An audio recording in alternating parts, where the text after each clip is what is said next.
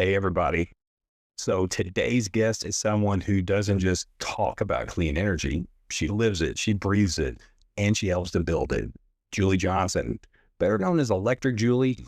She's a force in clean transportation and energy strategy. She works across the industries to drive some real change. So let's get into it. And Julie Johnson, how are you doing today? Thanks for being here.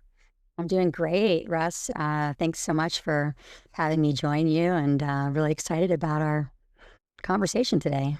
Oh, me too. I think we've been connected on LinkedIn for a while. I've seen, you've done a ton of stuff, so I'm really glad to get you on the pod. And let's start with your story. So you're known as Electric Julie, and that's really a power move of a brand, right? But where did that come from? What brought you into this space? Give us a little bit of your backstory. Sure. Well, the name came during my time at Ryder Transportation Systems. So I joined Ryder back in, I think it was 2017. Was making a career move out of healthcare. So I have a bit of an eclectic background. I started off in the financial industry, and then made a couple of moves, but landed in the pulp and paper industry and paper distribution, doing eco papers back in the first decade of the 2000s. So that's kind of where my sustainability background started. And then, we were teaching people and kind of defining what sustainability was all about. It was sort of the whole dawn of like corporate social responsibility, and I loved it. But again, it was tough work, right? We didn't have regulations. We were basically building the market, trying to drive value in a commodity based marketplace. And so kind of made the move to say, I wanted to honestly make more money and stay mission driven. So I ended up in healthcare. And I have a different perspective on the healthcare space, pharmaceuticals and medical devices. And I know everybody kind of has, their thoughts on whether they like and agree with the industry. But I had an incredible experience while I was there, and actually diagnosed my mom with a condition, a pretty tough one to diagnose. So I have a personal, really personal sort of, emotional connection to that time in my career. But it also carries over into what I do today, because I covered a lot of major disease states that are impacted by the environmental issues and concerns that we have with regards to air quality and other challenges that we face today. But decided to leave the industry because I just needed a transition, and wasn't going to become a doctor or a research scientist by any means at that point in my career. So kind of landed in transportation, and it didn't seem too far from what I had done in the past. And when I was in the pulp and paper business, I was always chasing Teamsters around the country.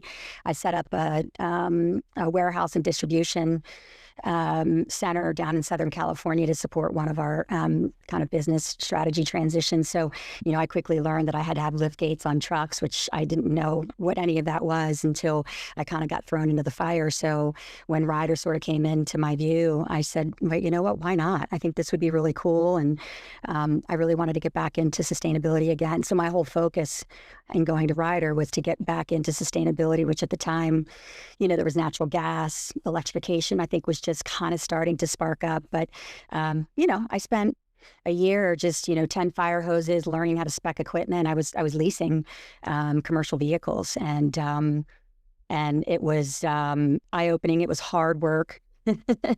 And but the opportunity came about with me being here in California to jump into a role with the Advanced Vehicle Tech Group, which there was only three of us and a very large organization. So we were a bit of a startup in a big behemoth company, but it was a really tremendous opportunity. And sort of that's where, long story short, the name Electric Julie came from. A friend of mine in the company started calling me, call Electric Julie, because I really was a resource throughout the organization and in multiple divisions for people to call when they needed support, especially because Ryder, was partnered with, Workhorse, Nikola, Change. So, those early partnerships really kind of innovating, and it was hard work. It wasn't easy for anybody, and certainly it had its challenges, but but Ryder really stepped forward on all of that, and it gave me the opportunity to really kind of jump back into the world that I had known for quite some time because I was in sustainability. So stepping in, all those same people, regardless of whether it's transportation or it's water, energy, you name it, it's still the same world. So that's sort of where the name came from, and it's just sort of stuck. So I held on, and I think, I'm kind of known for my high energy. So there's a little more to it than just the clean tech space. No, that's a good combination. Are so whenever you're talking about the transportation, it sounds like we think of EVs for example, and pretty much it's passenger vehicles, but there really is another space there, right? It's more transportation with some bigger trucks. There's a company that is in Michigan. I was at their plant just I guess it's last month, Bollinger, that's got some nice big Yeah. transport trucks, right? So there's more to it than just a Tesla Model Y, so to speak, and that's a big piece of what we need to be looking at with regards to electrification. So yeah, can you speak a little bit as far as what you've seen over the years from when you really got into the sector to kind of where it's at now, and especially in California, because I feel like they're definitely a leader in the clean energy space as far as transportation and a lot of other things, power gen as well. Yeah, yeah. I mean, definitely, it's my primary focus has been in the commercial vehicle space. Primarily class 3 through class 8, right? So your smaller vans.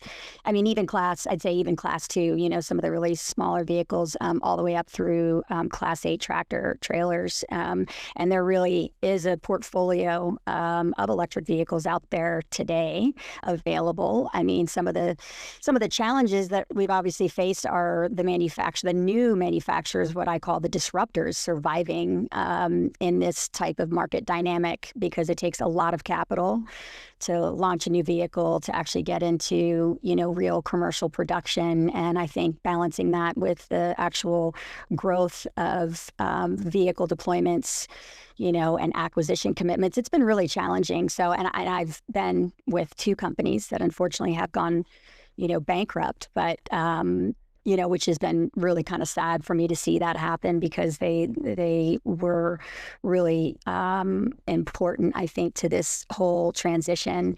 And that's one thing I think is really important too, for this type of change isn't normal, right? I mean, we're transforming, we're expanding vehicle portfolio technology.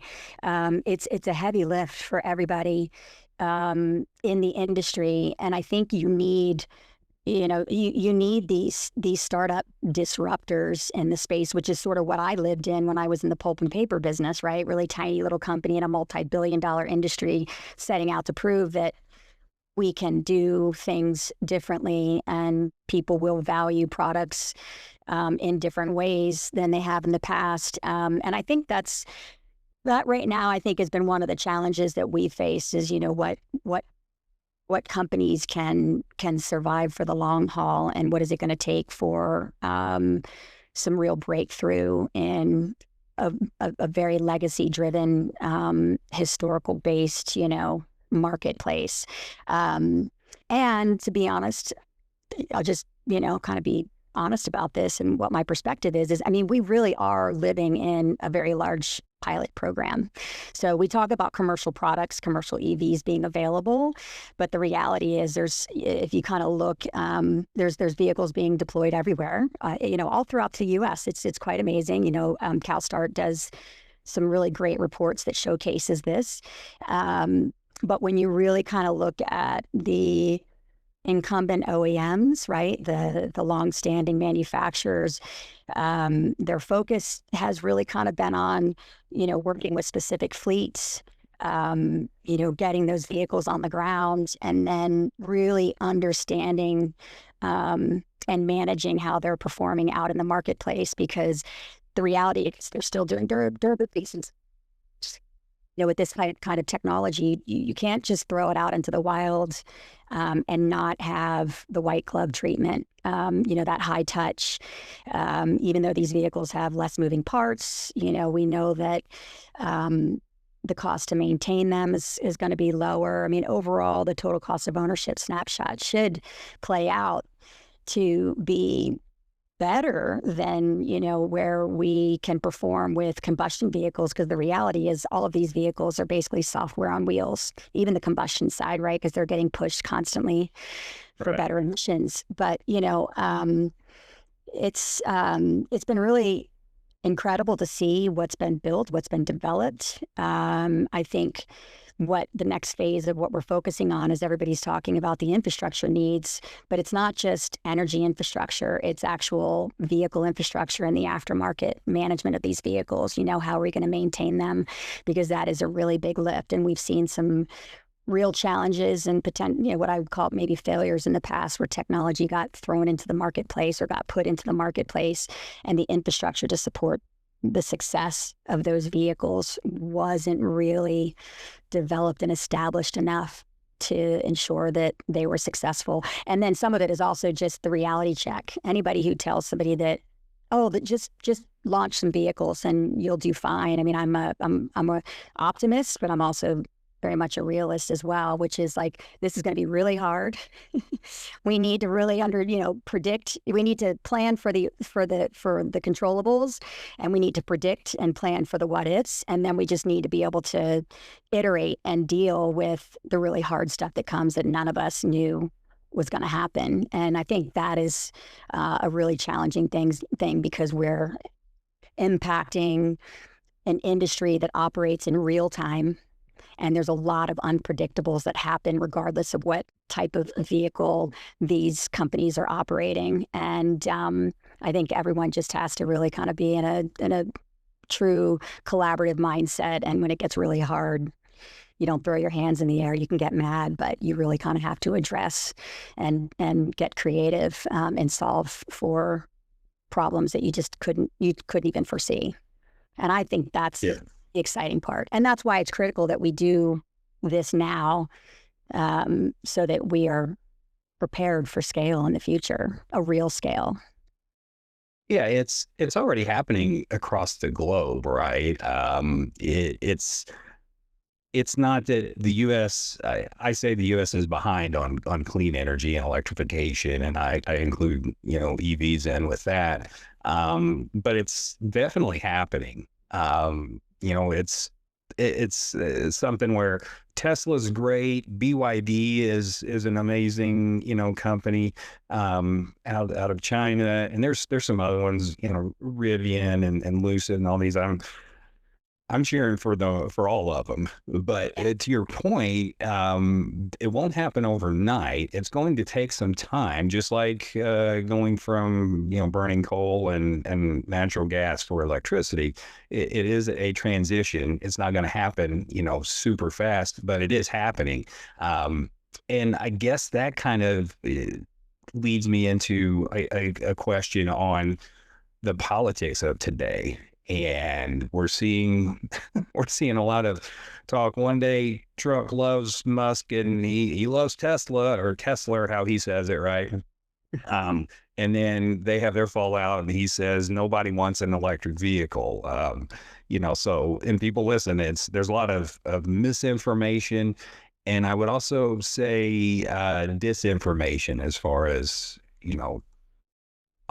we'll call it what it is, lies about these things for various reasons. People do it either out of ignorance or just to further their efforts.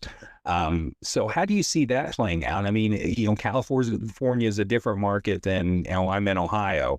But even in Ohio, I see a ton of electric vehicles. It's more and more of them every day. And Ohio it's not a blue state. It's not a purple state anymore. It seems to be more of a red state. So what's your take on, the big picture of the political scene?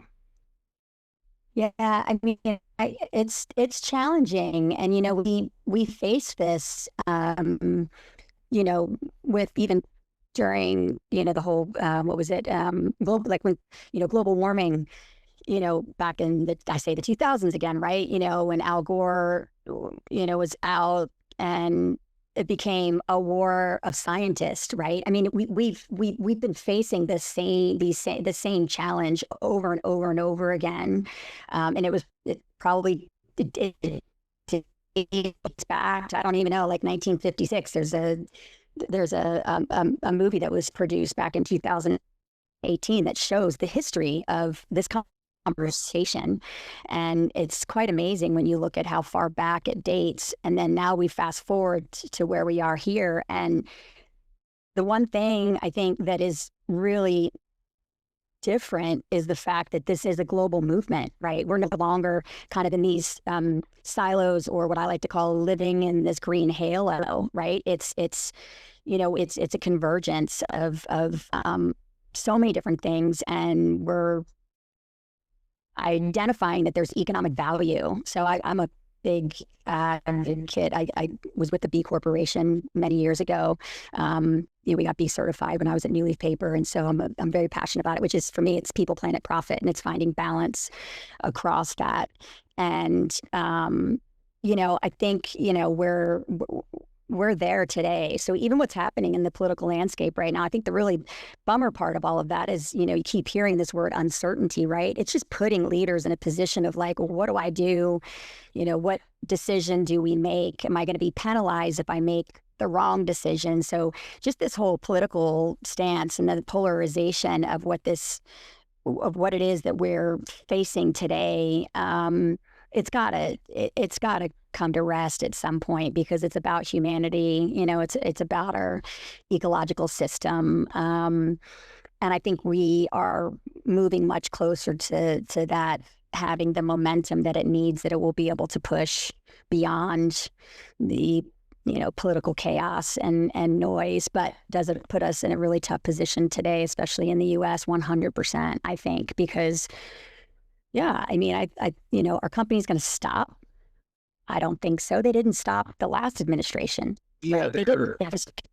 it's more of I'm going to say a slow walk, kind of a can kick type of scenario that I've seen, because to your point, there's the environmental piece of this, which is so important, and a lot of people may not believe it. Whatever. That's one side. But I know, like, whenever I'm talking with clients, we're looking at this other piece. Well, what's the bottom line going to look like from investing in these technologies, whether it's on-site solar or batteries or wind or electrifying your fleet, for example.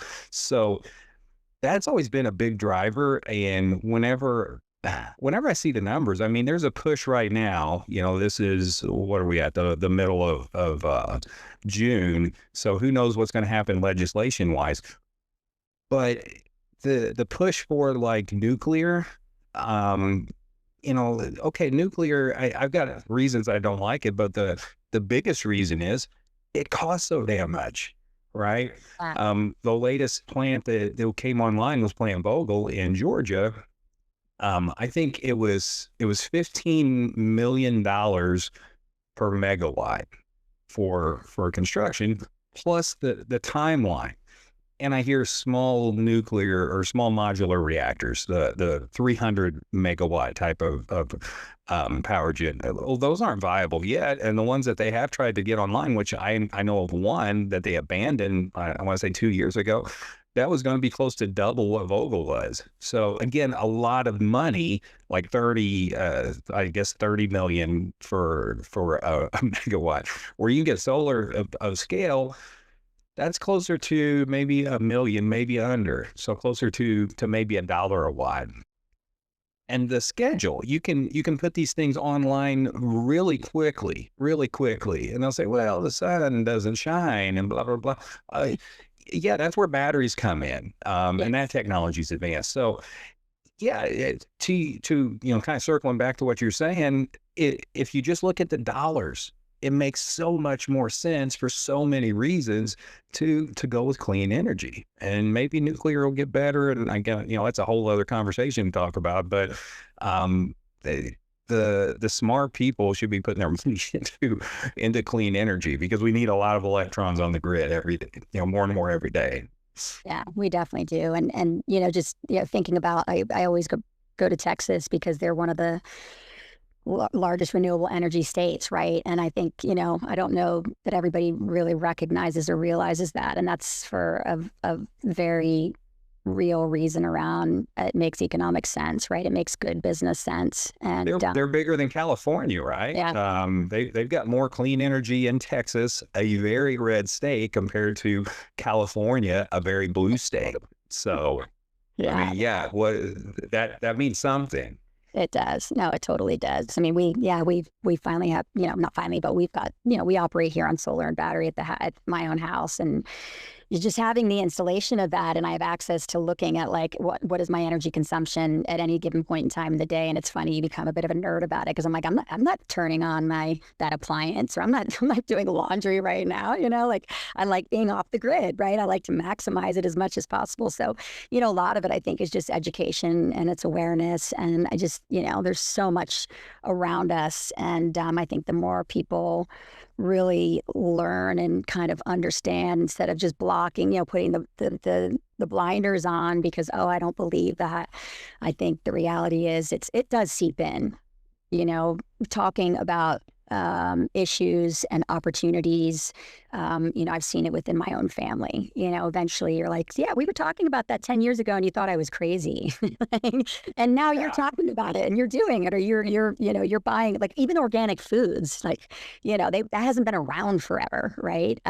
It was one of the sectors that I did packaging for when I was doing eco papers, right? It was the dawn of the natural foods industry. People thought we were nuts. You're buying organic milk and, but that was a quick transition, in my opinion, right? It went viral. I guess, I don't know if that's the right word, but it wasn't just Whole Foods and Wild Oats, right? Now it's in all of our grocery stores, right? So it's just, I think the transportation lift and the energy, it's big, it's bold.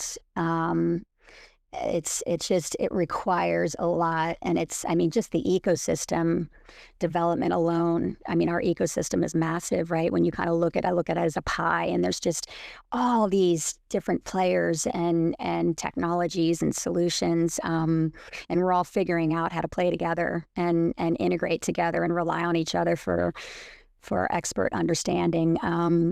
But I think the tech, it advances so much faster. You mentioned like somebody 10 years ago didn't buy into it. 10 years ago, I was pretty skeptical of it. But you look at the changes that have come about in such a short amount of time. I mean, if somebody looked at a system, let's say a solar array 10 years ago, it cost a lot more and produced a lot less. It probably did make financial sense to do it at that point. That's very understandable. Today, it probably makes a lot of sense to do it. There's no cookie cutter, but in general, it's probably going to be the way to go.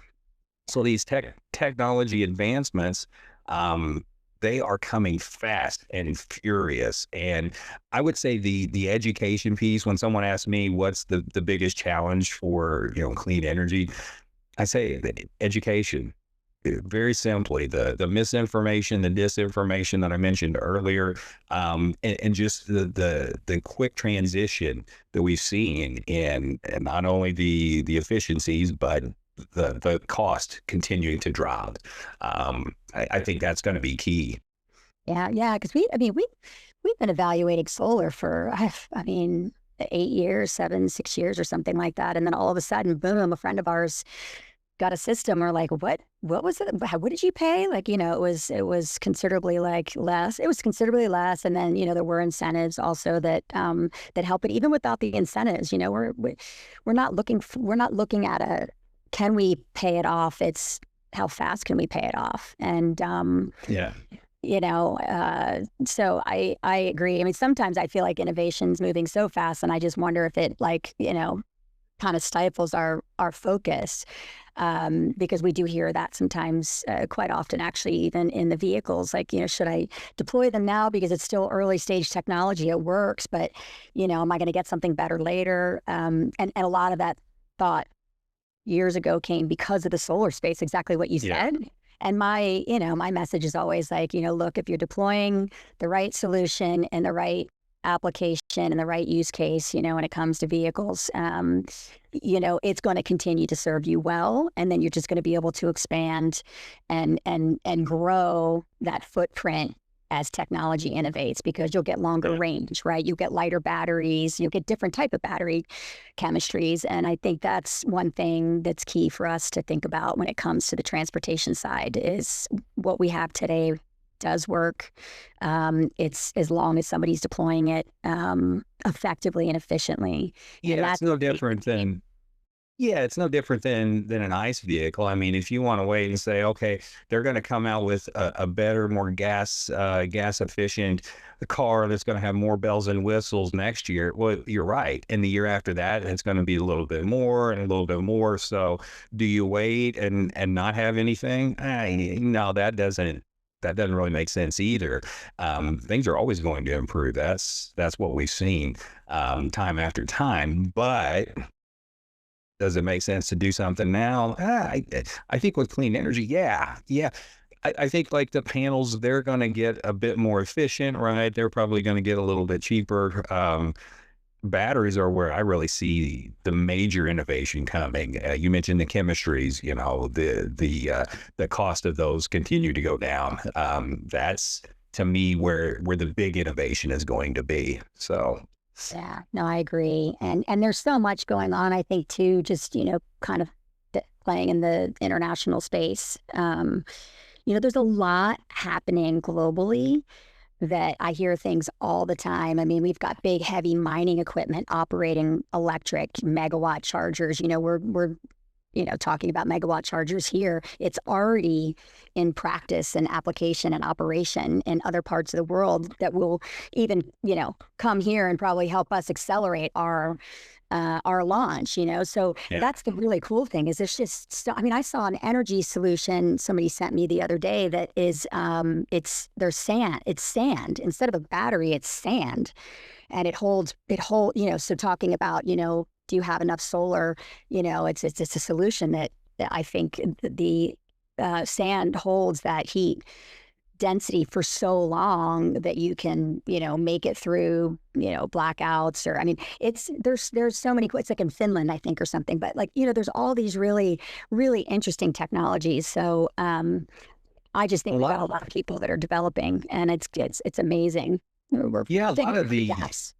yeah, Finland and a lot of the innovation we're seeing, unfortunately, isn't here in the U.S. because the U.S. it's become very political, unfortunately, and it shouldn't be. But you don't see that in other countries. They're embracing the technology. They seem to understand it a bit better than I'll say a portion of the population here in the U.S. And they're putting more money in innovating. And again, they're going to be showing us here in the U.S.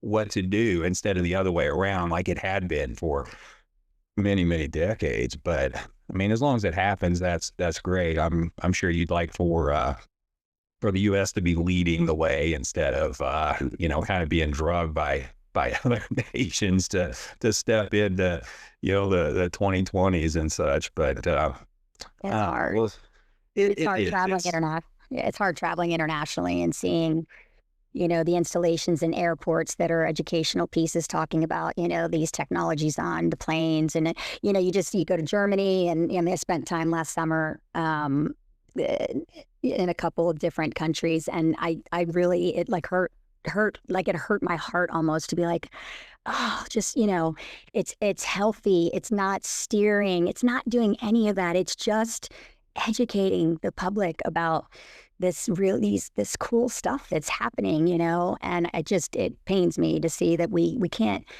get to that sort of, we can't get to that here. If anything, yeah, it's downplayed, and it's made, I hear sustainability leaders not even using the word sustainability. Like I recognize those types of things. And, Yeah. that to me is really difficult. And I understand why they're in the position that they're in, because you do, you have to be aware, right, of your audience, of your the world that you operate in. But to me, that's a challenge. Some of But those have become 4-letter words now. ESG. yeah, You don't want to say that. There's a ton of them right, that in just the last 6 or so months have become, those are dirty words, right? right, Yeah, that's we need to do a whole other a whole other pod about that. Um, right. And it's not going away though, right? It's just not. yeah, It's just gonna it's kind of be put in the parking lot. Is that what we call it? You put it in the parking lot for a while, and then I yeah, I kind of I've got another pod, Clean Energy Edge, with Brian Scott. I think you know Brian, out of Canada, and we were talking about something the other day, on the pod, and I told him, I said, here's the way I view it. This clean energy transition, it's not stopping here in the U.S. It's going to slow down a little bit. I mean, with what's going on, I'm very realistic about that. And it's a little bit more than a speed bump in the road. I look at it right now as the bridge is out, right? We just got to find an alternate route around it, and that's okay. It's not what we want, but it's not going to stop. I mean, whatever they want to do as far as the legislation and this and that, this stuff is going to happen, and it's going to cost people money that don't embrace it. So, we'll see. But Julie, man, I really appreciate the time here. As we wrap it up, I've got one question that I want to ask you. Just I'll throw it at you. If you had a magic wand, what is the one thing you would do to help, whether it's clean energy or anything, but what's the one thing you would do to make the world a little bit better?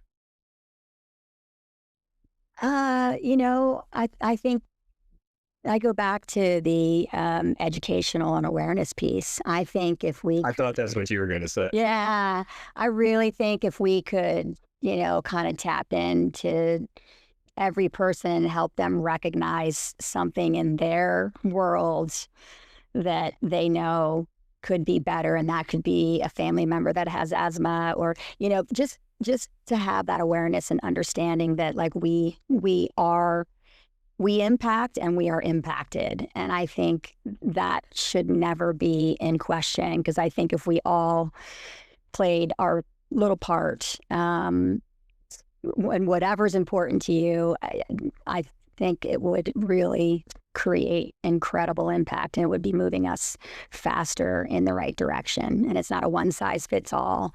To me, I think that would be incredible, because that is ultimately, I think, what would lift everything that we're trying to do as we move forward. And I know my whole goal. I mean, I believe in, when there's will, there's always a way, right? That's just Yeah. that's my bottom line. And I definitely want to leave this planet better than I found it. And that's how I operate. So when the times get tough, I just, I get really frustrated, of course, at times, which is good. Frustration breeds creativity for me and all of that. But Sure.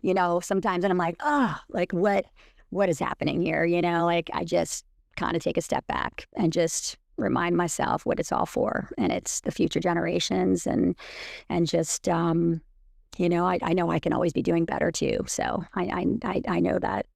You So you control what you can control, right? It's something yeah, I say all the time. I can't control, DC. I can't control what's going on over here or over there.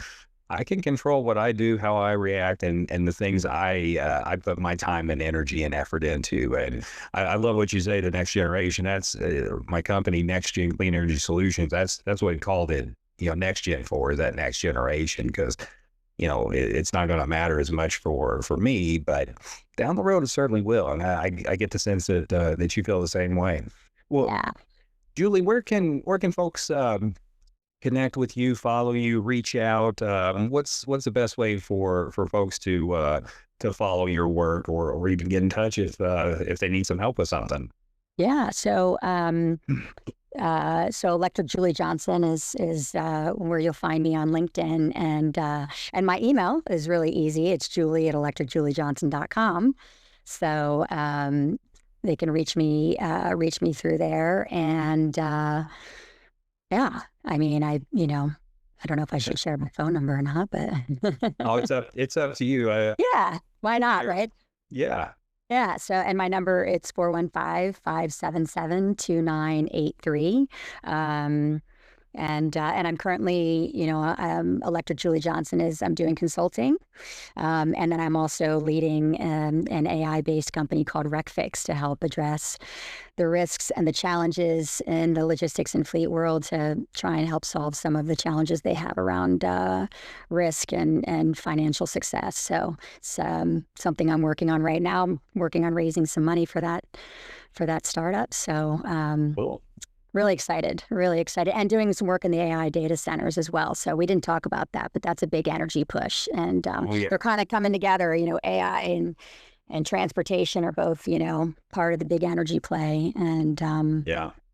I think they're gonna, people think there's going to be a war of energy. I think it'll play out a little differently than that. I think AI is gonna help us drive the energy transition faster, which is going to support us on the transportation side. So we shall We see. need we need all the help we can get, as long as it doesn't turn into the Matrix or Terminator or one of these other things. You know, Exactly. we don't Within we don't reason. want that. But no, I'm all Yeah. for AI. Cybersecurity. That's a Cybersecurity. yeah. Yeah, I'm using AI a lot now, and a year ago I wasn't. So I'm sure a lot of folks are in the same boat. But all right, well, Julie Johnson, thanks so much. Electric Julie. She's easy to find on LinkedIn.